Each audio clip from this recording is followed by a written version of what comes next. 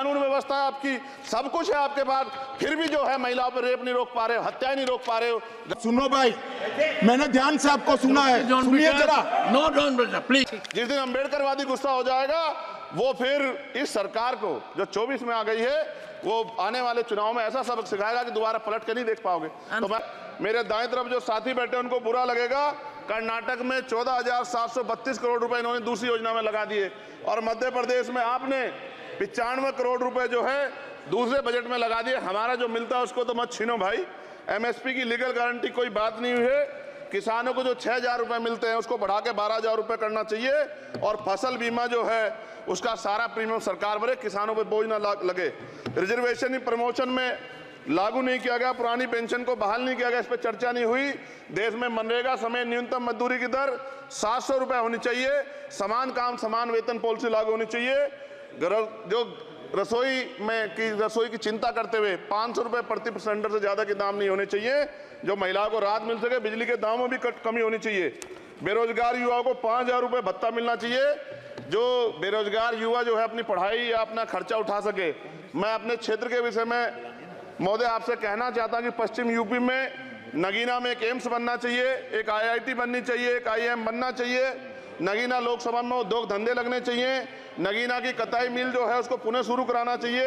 RRTC जो योजना है सरकार की उसको मेरठ से आगे बढ़ाकर मुजफ्फरनगर, सहारनपुर से नजीबाबाद नगीना होते हुए उसको नगीना तक ले जाना चाहिए। साथ साथ नजीबाबाद से मुंबई के लिए एक ट्रेन चलनी चाहिए और नगीना, श्योरा, किरतपुर में रेलवे के ओवरब्रिज बनने चाहिए। सभापति महोदय, सामाजिक न्याय मंत्रालय को 13,000 करोड़ रुपए दिए गए और जनजाति कार्य मंत्रालय को 13,000 करोड़ रुपए दिए, कुल 26,000 करोड़ रुपए, जो कुल बजट 48.20 लाख का लगभग 0.54% है। जबकि हमारी संख्या 25% से ज्यादा SC ST की और बहुजन समाज की मिलाओगे तो 85% से ज्यादा है। और हमारे विकास के लिए सरकार 1% बजट 1% पैसा खर्च कर रही है, जो मिलना हमें चाहिए, जबकि मिलना हमें 25% चाहिए। ये ऊंट के मुंह में जीरा के समान है, कहावत हमने बहुत दिन सुनी थी। पिछले लंबे समय से हमारे साथ धोखा हो रहा है, लेकिन अब ये नहीं चलेगा। चंद लोगों की तराजू से देश के संसाधन नहीं बटेंगे। इस देश का बहुजन समाज बर्दाश्त नहीं करेगा। संसाधन का बंटवारा संख्या के आधार पे होगा। माननीय काशीराम साहब नारा लगाए थे, ना तो वोट हमारा राज तुम्हारा चलेगा, और आज हम कह रहे हैं ना ही वोट हमारा और नोट तुम्हारा चलेगा। इस बात का भी ध्यान जो है सरकारों को देना पड़ेगा। आपके माध्यम से सरकार से मेरी एक मांग है, सरकार इस योजना का लाभ भी अपने आप ले ले, सरह भी ले ले कि 1 लाख रुपए सालाना बहुजन समाज के अत्यंत गरीब परिवारों को दे।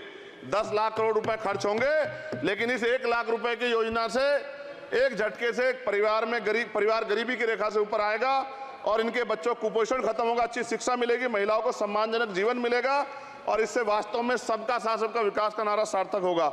अगर प्रश्न ये होगा कहां से आएगा, तो उसका जवाब ये है कि जब अमीरों का 16 लाख करोड़ रुपए माफ हो सकता है, कॉर्पोरेट टैक्स का घटाकर लाखों करोड़ रुपए का चुना सरकारी खजाने को लगाया जा सकता है, पेट्रोल डीजल के दाम 10 गुना एक्साइज ड्यूटी बढ़ाई जा सकती है, तो गरीबों को सरकार पैसा क्यों नहीं दे सकती।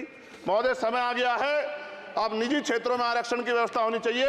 SC ST OBC को निजी क्षेत्रों में आरक्षण मिलना चाहिए। और मेरी आपसे ये भी मांग है, क्योंकि अब समय की मांग है और देश तेजी से आगे बढ़ रहा है, तो मैं कहूंगा कि सरकार का जो सबका साथ सबका विकास का नारा लगभग वो असत्य महसूस होता है, क्योंकि अल्पसंख्यकों में मुसलमानों, जैनों, सिखों, बुद्धिस्टों के लिए कुछ दिख नहीं रहा, उनकी कल्याण कोई योजना नहीं है। मदरसों को जो बजट मिलता था वो कम कर दिया गया है। आर्थिक तंगी से लोग मर रहे हैं। इंटर्नशिप की बात हुई है, परमानेंट रोजगार नहीं है। और दिल्ली में क्या हुआ बच्चों के साथ कल, उनकी सुरक्षा की जिम्मेदारी क्या है? वो आए तो बनने थे IAS IPS और बन क्या गए, लाशें बन के गए। यहाँ से कोई ध्यान नहीं दे रहा है, किसी की नजर नहीं है। साथ साथ मैं आपसे ये भी आग्रह करूंगा कि हम ग्रामीण क्षेत्रों से आए लोग देश से बड़ा प्रेम करते हैं और हम ये महसूस करते हैं कि सरकारें हमें सुनेंगी, सरकारें हमारे बारे में सोचेंगी।